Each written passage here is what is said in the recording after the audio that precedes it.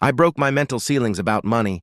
For a long time, I believed money was scarce, that it was only for others. For those born into wealth, for the ones who inherited businesses or got lucky. I thought dreaming of abundance was an act of ego, but in reality, it's an act of faith. I was taught to settle, to believe that asking for more was greed, that having money made you a bad person.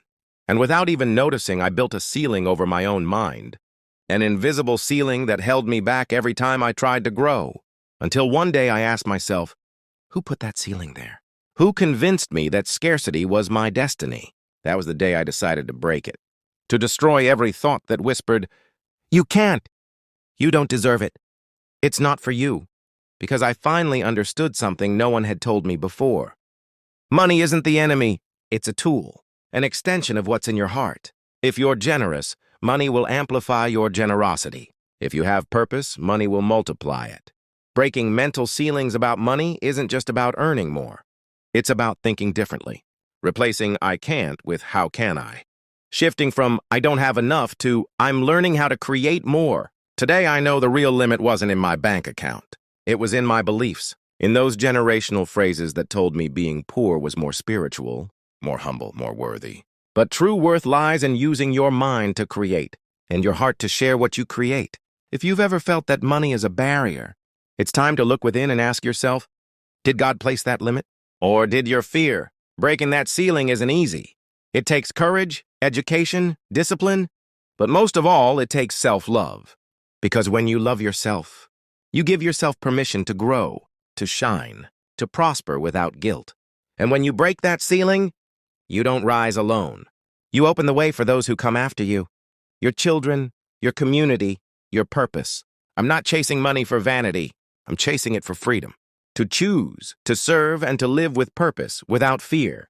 And if you're hearing this, it's because something inside you is ready to break that ceiling too. Don't stop. You weren't born just to survive. You were born to create. And the world needs what only you can offer, without limits, including abundance.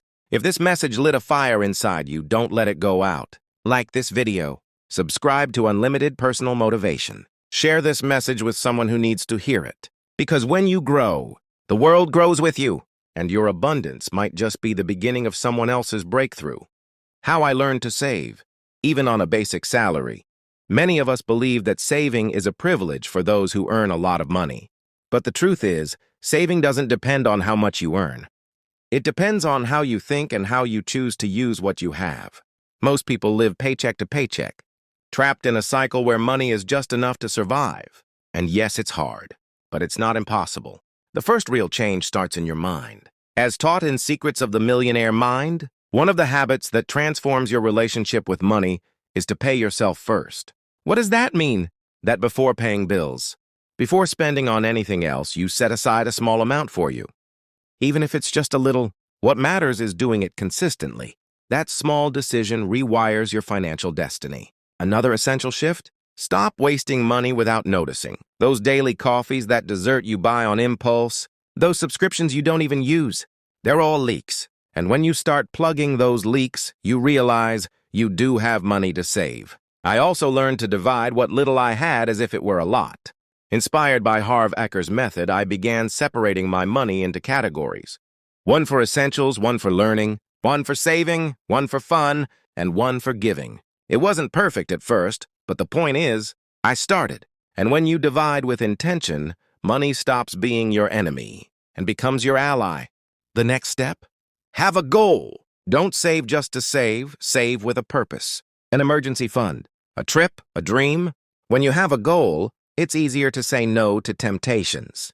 Because every time you save, you know you're getting closer to something that truly matters to you. And finally, I started tracking what I spend. With a simple notebook or an app, I began facing my financial truth. And yes, it was hard at first, but necessary. Because you can't improve what you don't measure. Saving money on a basic salary isn't easy, but it's absolutely possible. It's not about having a lot of money. It's about having vision, about believing you deserve more, and acting like it. Because when you start controlling your money, you stop being a slave to it, and that is the first step to your financial freedom. If this message opened your eyes and inspired you to take control of your money, don't stop here. Like this video, Subscribe to Unlimited Personal Motivation. Share this message with someone who needs financial hope and clarity. This isn't just about money, it's about your mindset, your purpose, and your future.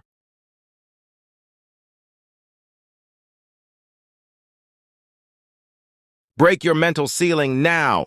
They told you the world is just the way it is, that you work, pay bills, and be thankful for what you have. That asking for more is greed. But deep inside, you know that's not the whole story. Something in you burns to change. To break that ceiling others placed over your dreams. Henry David Thoreau once said, "If you have built castles in the air, your work need not be lost. That is where they should be. Now put the foundations under them, and you have dreamed. Of course you have. But then comes that voice that says, 'You can't. That's not for you. Better stay where it's safe.' But you know what? That voice isn't even yours. It's inherited. It comes from generations of fear, of scarcity, of wounds that aren't yours to carry. Let me tell you something. Carlos was a bike delivery guy. He barely made enough to eat. But he had a dream, to launch an urban clothing brand. He'd sketch designs on napkins during breaks in the park. One day, with no money, he printed 10 shirts with his logo. He sold them. Repeated the process. 3 years later, he had his own store. What was his secret? He didn't ask for permission to dream. Breaking his mental ceiling began the day. He stopped repeating the story of scarcity and wrote his own. Another example, Laura, a single mother. She believed it was too late to study until she read Thoreau and something shook her awake.